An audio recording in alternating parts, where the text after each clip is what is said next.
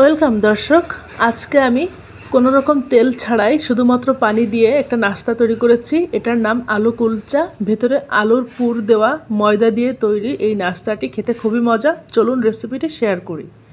প্রথমেই আমি একটা পাত্রে নিয়ে নিচ্ছি 2 কাপ পরিমাণ আটা। এখানে আপনারা ময়দাও ব্যবহার করতে পারেন, একেবারে সেম রেসিপি।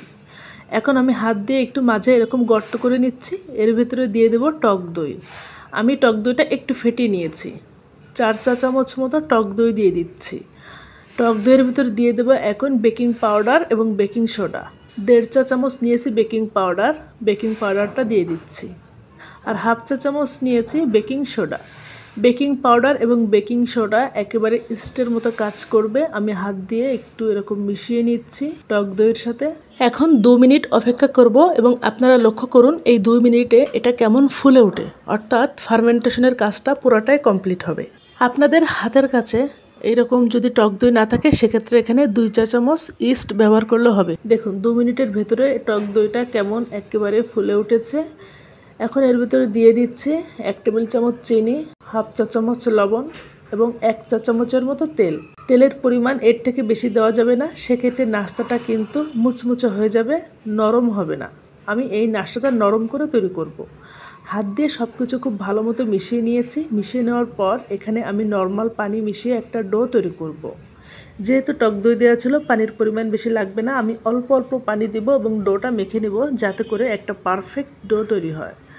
আমি একটা নরম করে ডো তৈরি করব রুটির মতো। ডোটা একটু বেশি সময় ধরে মথে নিলে অনেক বেশি সফট হবে এবং আলু কুলচাটাও অনেক বেশি সফট হবে। আমি 2 থেকে 3 মিনিট বাটিতে এভাবে মথে নিয়েছি। এরপর আমি এটা রেস্টে রেখে দেব 15 মিনিটের জন্য। আপনাদের হাতে সময় থাকলে 30 মিনিট মতো রাখতে পারেন। 2টা আলু সেদ্ধ করে ম্যাশ করে নিয়েছি। একটা পেঁয়াজ কুচি দিচ্ছি, 4-5টা কাঁচামরিচ কুচি কুচি করে কেটে নিয়েছি দিচ্ছে, আর কিছু ধনিয়া পাতা কুচি।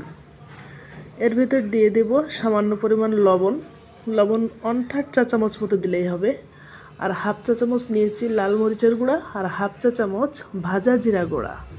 এখন হাত দিয়ে এই সমস্ত একসাথে মিশিয়ে নেব। আমি মাঝারি সাইজের 2টা আলু নিয়েছিলাম এবং এইটা দিয়েই তৈরি হয়ে যাবে আলু কুলচার ভেতরের যে পুর, সেটা একসাথে মিশিয়ে নিলেই পুরটা আমার রেডি হয়ে গিয়েছে। এখন আমি তৈরি করে নেব সেই নাস্তাটি, আলু কুলচা। আমি রেস্টে রেখেছিলাম 30 মিনিট মতো।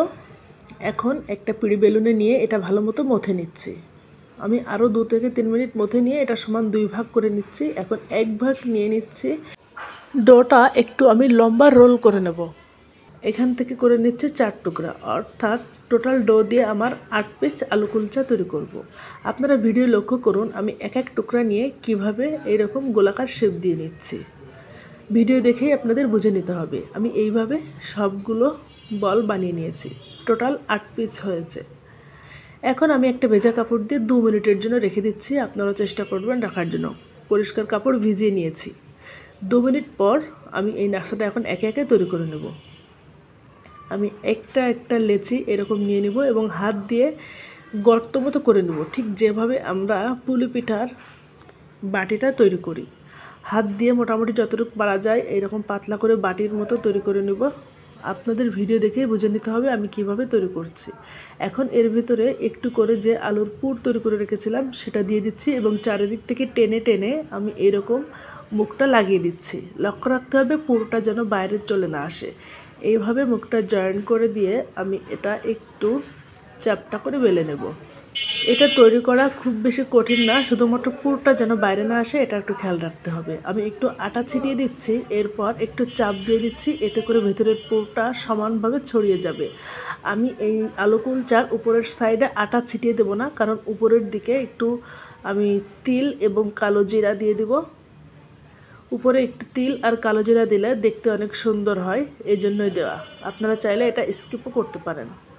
আর একটু বেলে নেব যাতে করে তিল এবং কালো জিরাটা খুব ভালো মতো বসে যায়। তৈরি হয়ে গেল আমার একটা আলু কুলচা। আমি একইভাবে সবগুলো নাস্তা তৈরি করে নিয়েছি। এখন আমি এগুলো চুলায় ছেঁকে নেব। এজন্য চুলায় একটি প্যান বসিয়ে দিয়ে প্যানটা খুব ভালো মতো গরম করে নিয়েছি এবং 1/4 কাপের মতো পানি দিয়ে দিয়েছি। পানিটা যখন এরকম ফুটে উঠেছে তখন একটা কুলচা আমি দিয়ে ঢাকনা দিয়ে ঢেকে দিয়েছি। এখন অপেক্ষা করব যতক্ষণ না পর্যন্ত পানিটা ভালো মতো শুকিয়ে যায় এবং এটা ফুলে না ওঠে। ঢাকনাটা তুলে দিয়েছি, আমি সামান্য ঘি দিয়ে দিচ্ছি ফ্লেভারের জন্য। আপনারা চাইলে এটা কিন্তু বাদও দিতে পারেন। এখন আমি উল্টে আবারও ঢাকনা দিয়ে ঢেকে দিচ্ছি। এখন ঢাকনা দিয়ে ঢেকে খুব বেশিক্ষণ রাখার প্রয়োজন নেই, 30 সেকেন্ড মতো রাখলেই হয়ে যাবে। তৈরি হয়ে গেল আমার আলু কুলচা নাস্তাটি। তেল না দেওয়ায় এই স্বাস্থ্যকর নাস্তাটি আপনারা সকালে খেতে পারেন। আমি আলু কুলচা তৈরি করেছি 2 কাপ আটা দিয়ে ঠিক 8 পিস মতো। আপনারা চাইলে আরও কম বা বেশি তৈরি করতে পারেন।